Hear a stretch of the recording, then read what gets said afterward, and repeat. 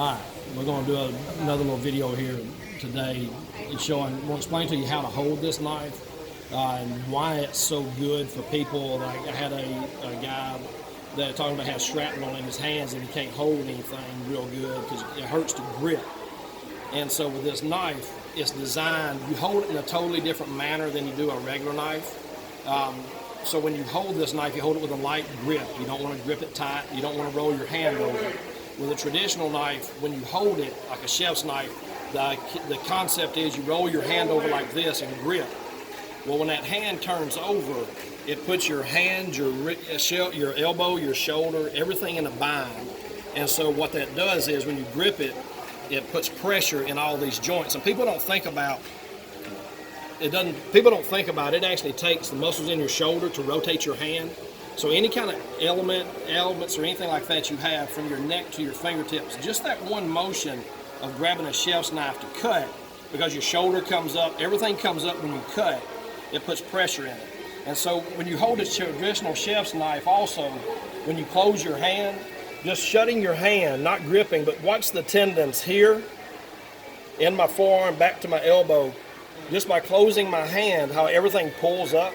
But when you point your thumb and your index finger, it relaxes every tendon from your knuckle back to your elbow.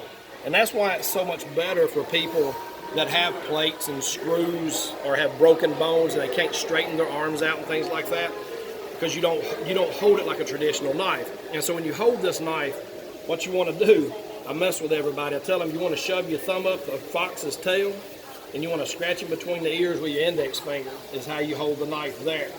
And what it does is it puts your blade, your hand, everything up to your shoulder is in a natural line instead of being twisted and rolled over, because that motion there binds you up. Also, you'll learn to cut with the blade flat to the cutting board versus your hand up in the air, because there again, the whole concept with this knife is when you cut, you want your blade, your hand, everything in as natural a line as you can. And so that's the way you hold the knife. But you learn to, when you get the knife and you play with it, you want to learn to be light-handed with it, because literally the more you try to force this knife, it will absolutely stop.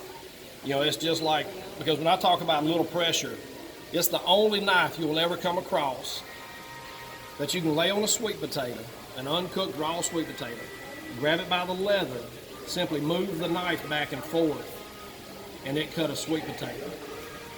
I've never seen anybody else that has a knife like this. And so Foxcreekbaskets.com is where you can pick up a knife at, but it's always a wonderful feeling. I've been making these knives for about 25 years. And so I've had one guy asking about how do you know they last. Well, the knife style's been around over 100 years. It always amazes me how many people have not seen this type of knife. But it truly is. Try one of them, you'll love it. But it's like a new mattress. You can't buy a new mattress and sleep on it one time and be perfectly happy with it. You got to play with it and sleep on it, let your body get acclimated to it.